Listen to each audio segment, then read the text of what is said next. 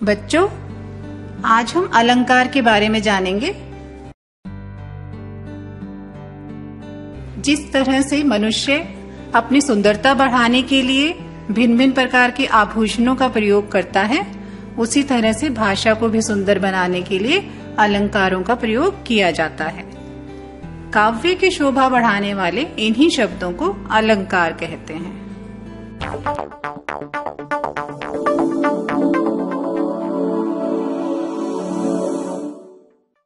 शब्द अलंकार। जिन अलंकार शब्दों के प्रयोग के कारण वाक्य में कोई चमत्कार हो जाता है अथवा सुंदर हो जाता है और उस स्थान पर अन्य समानार्थी शब्दों के रख देने से वह चमत्कार समाप्त हो जाता है, वे शब्द अलंकार माने जाते हैं। ये प्रमुख हैं। नंबर 1 अनुप्रास, नंबर 2 यमक और नंबर 3 श्लेष।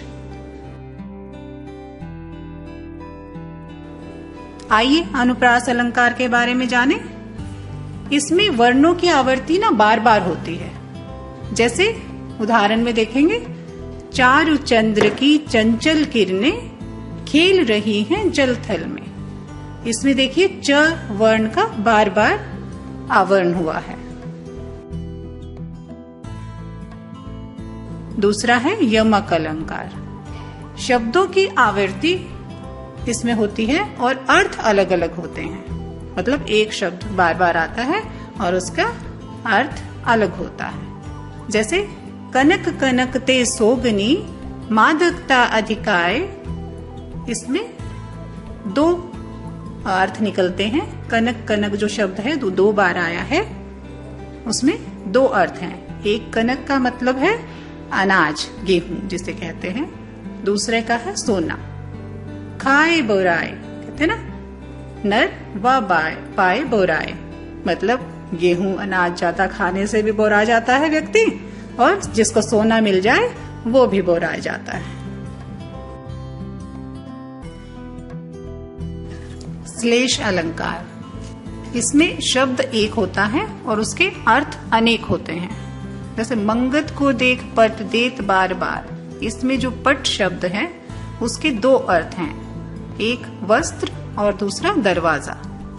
आगे उदाहरण देखिए, जैसे रहीमन पानी राखिए बिन पानी सब सून, पानी गए न उबते मोती मानुष चून। इसमें पानी शब्द के बार बार आया है और उसके अर्थ 3 हैं। एक जैसे पानी जल हुआ, दूसरा जैसे आंखों में आंसू, उसको भी पानी कहेंगे।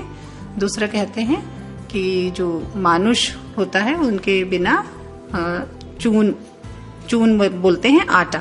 आटे को जब हम लोग गूंथते हैं उसके भी पानी की जरूरत होती है, कि उसके बिना वो अधूरा है।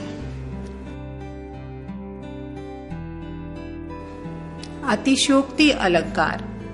इसमें बात को बहुत बढ़ा चढ़ाकर कहा जाता है। जैसे हनुमान की पूंछ में लगन न पाई आग, लंका सारी जल गई गए निशाचर भाग। इसमें बात को बहुत बढ़ा चढ़ाकर कहा गया है कि हनुमान की पूंछ में आग लग गई और सारी लंका जल गई। उत्प्रेक्षा अलंकार। उपमान और उपमेय में समानता आ जाती है।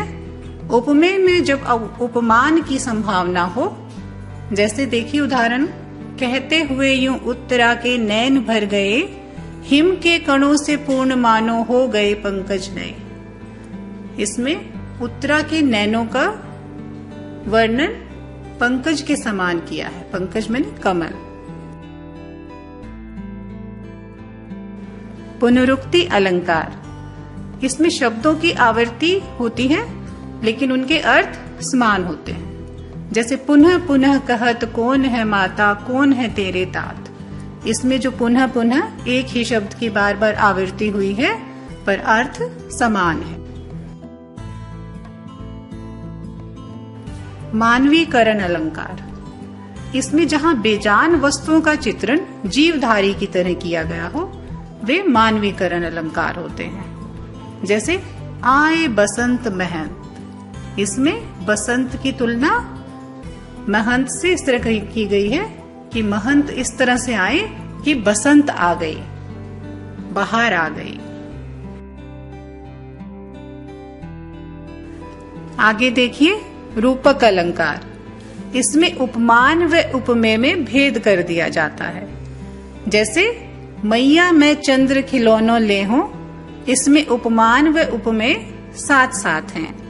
चंद्र खिलौना मतलब चांद के जैसा खिलौना, चांद को ही मैं खिलौने के रूप में लेना चाहता हूं। और इसमें योजक का प्रयोग होता है। चंद्रमुखी, ये चांद के जैसा मुख, किसी के मुख की तुलना चांद से की गई है। ये रूपक अलंकार है। तो बच्चों, आज हमने अलंकार और उसके विभिन्न रूपों के बारे में जाना। Thank you.